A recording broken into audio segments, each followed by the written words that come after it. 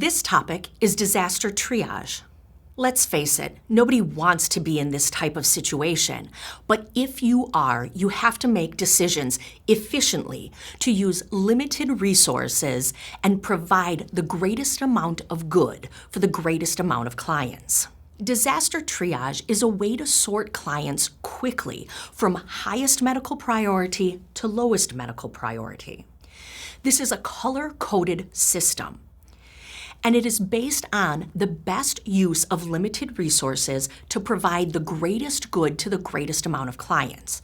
Let's take a second and talk about resources. It's not just the stuff we use to take care of a client, bandages, nasal cannulas, things like that, but it's also the personnel, the workforce used to take care of a client.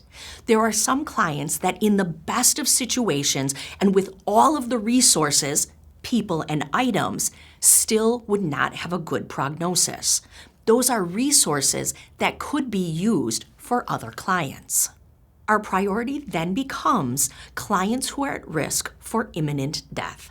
So now let's look at the different color-coded categories.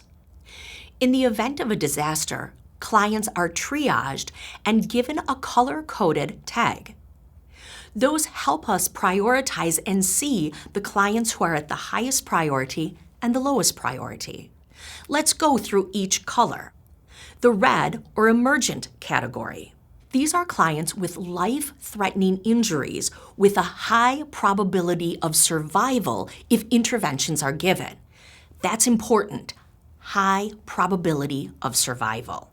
These clients include clients who are in shock, have a compromised airway with airway obstruction or respiratory failure, unstable wounds, that could be abdominal or chest wounds that are bleeding or an incomplete amputation, and then chest trauma with a penetrating chest wound. Clients in the urgent or yellow category are clients who have serious injuries that need to have intervention, but they can wait 30 minutes to 2 hours without risk of losing life or limb.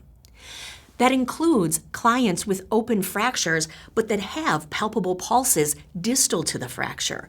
If I have a fracture here, but you can feel a distal pulse, that area is being perfused, so hopefully they won't lose that limb.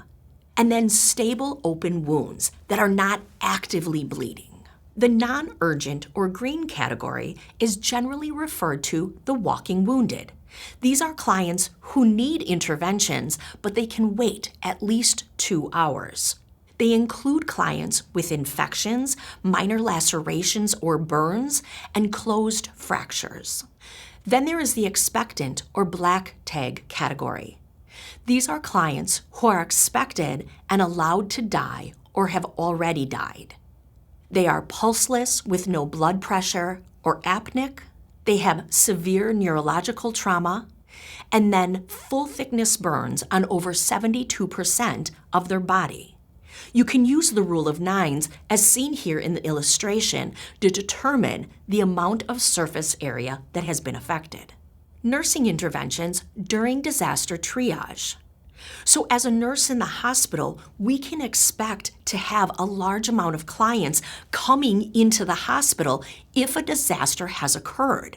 So for the clients that are already in the hospital, we need to transfer stable clients to lower acuity units and then discharge clients who are stable to make room for that influx of clients.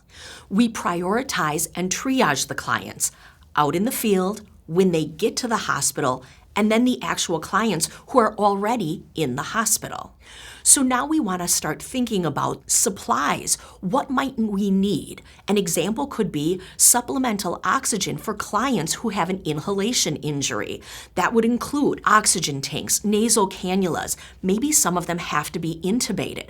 So not only do we need supplies gathered from other areas of the hospital, but we also will need personnel who can care for these clients. We want to remove any residual hazardous material from the client. That could be chemical agents or bioterrorism. This could cause harm to the medical staff, and it could continue to cause harm to the client while it's still in contact with them. We'll remove any clothing and jewelry on the client, and then we'll place them in a decontamination shower. That occurs outside of the hospital before they enter into the hospital.